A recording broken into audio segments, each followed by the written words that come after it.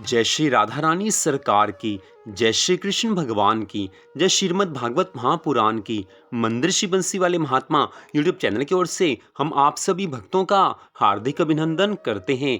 आज हम आपको सुनाने जा रहे हैं श्रीमद् भागवत महापुराण के 10वें स्कंध के 39वें अध्याय की परम पावन कथा। इस अध्याय का नाम है नंद गांव में अक्रूर जी का आना।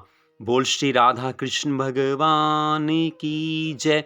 बोल श्रीमद् भागवत महापुराण की जय। श्री सुखदेव जी महाराज आगे की कथा का वर्णन करते हुए कहने लगे हैं कि हे राजा परीक्षित, आश्विन मास के कृष्ण पक्ष की द्वादशी तिथि के दिन केशी तथा व्योमासुर का संहार हुआ। उसी दिन अक्रूर रथ पर बैठकर नंद गांव को चले तो ये विचार करने लगे कि अब तक मेरा संपूर्ण जीवन अधर्मी कंस की संगति में ही व्यतीत हुआ है, किंतु इस समय मेरा कुछ पुण्य कर्म उदय हुआ दिखता है। पूर्व जन्म में न जाने मैंने ऐसा कौन सा पुण्य कर्म किया था जिसके फल से आज मैं श्री ब्रज बिहारी श्री कृष्ण भगवान जी के दर्शन प्राप्त कर पाऊंगा। आज मैं उनके चरण कमलों की रज अपने मस्तक पर धारण करके अपना जीवन सफल बनाऊंगा। राजा कंस ने मुझ पर बड़ी कृपा की है, जो उसने मुझे इस कार्य के लिए ब्रज को भेजा है। जिन पर ब्रह्म प्रभु ने गिरिराज गोवर्धन को उठाया, दावानल का पान किया, जिन्होंने नंद राय जी की गैयें चराकर गोपियों के साथ अद्भुत रास लीला की है, वे ही आदि पुरुष भगवान इस समय ब्रजवासियों को अपनी मधुर लीलाएं दिखाकर आनंदित कर रहे हैं। जिनके दर्शनों की कामना लक्ष्मी तथा नारद, अम्बरीश जैसे महात्मा निरंतर करते रहते हैं, उन ब्रजवासियों के भाग्य धन्य हैं जो उनके दर्शन तथा स्पर्श ब्रज के गोपी ग्वालों को हर समय प्राप्त होता रहता है। मेरा भाग्योदय हुआ है जो मैं आज ऐसे प्रभु के पावन चरणों के दर्शन प्राप्त करूंगा। आज का दिन मेरे लिए अति मंगलकारी है। देखो, सामने से हिरण मेरी दाईं ओर आ रहे हैं। मैं सर्वप्रथम उन ग्वाल बालों को दंडवत प्रणाम करूंगा जो दिन रात श्री कृष्ण जी के साथ रहते हैं। तदुपरांत मैं उन श्री श्याम सुंदर जी की चरण रज को अपने मस्तक पर धारण करूंगा। तब वे चरणों पर से उठाकर मुझे अपनी छाती से लगा लेंगे और मेरा जन्म उस समय सफल हो जाएगा। जिनकी चरण रज को पाने के लिए ब्रह्मा आदि देवता भी लालायित बने रहते हैं, जिस प्रकार मैं मन वचन कर्म से उन्हें अपना स्वामी समझता हूँ, उसी प्रकार वे अंतर्यामी प्रभु मुझे अपना दास जानकर अवश्य अपनाएंगे। जिस समय कृपा निधान प्रभु अपने घर के भीतर मुझे लेकर जाएंगे, उस समय मैं कंस का सच्चा हाल बता दूंगा। आज प्रभु जी के दर्शन प्राप्त करने के लिए अक्रूर जी के मन में इतनी प्यारी सुंदर भावना है कि हर क्षण ठाकुर जी को याद करते हैं। मन में प्रेम भाव है कि मैं प्रभु के दर्शन करूंगा। इस प्रकार मन में विचार करते हुए अक्रूर जी संध्या के समय नंदगांव में आ पहुंचे हैं। जिस समय उन्होंने वहां की पृथ्वी पर श्री कृष्ण भगवान जी के पद कमल को, जो अंकुश चिन्हों की छाप वाले चरण चिन्हों को देखा, तो उन्होंने रथ से उतरकर वह धूलि अपने मस्तक पर लगा ली है। उस समय प्रेम मग्न होने के कारण अक्रूर जी की आंखों में आंसुओं की धारा बहने लगी है। तब सब गोपी ग्वाल उनके सच्चे स्नेह को देखकर अपनी प्रीति का गर्व भुला बैठे हैं।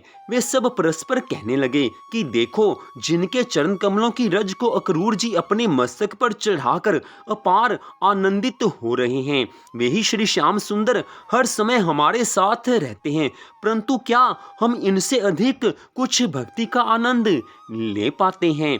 इतनी कथा सुनाकर श्री सुखदेव जी महाराज आगे की कथा का वर्णन करते हुए कहने लगे हैं कि हे राजा परीक्षित, ठीक उसी समय श्री श्याम सुंदर भगवान बलराम जी और अन्य गोप ग्वालों के साथ वन से नंद गांव को लौटे हैं। उन्हें दूर ही से देखकर अक्रूर जी उनके चरणों पर गिर गए तथा अनन्य प्रेम के कारण उनके आंसुओं की धारा बह चली है।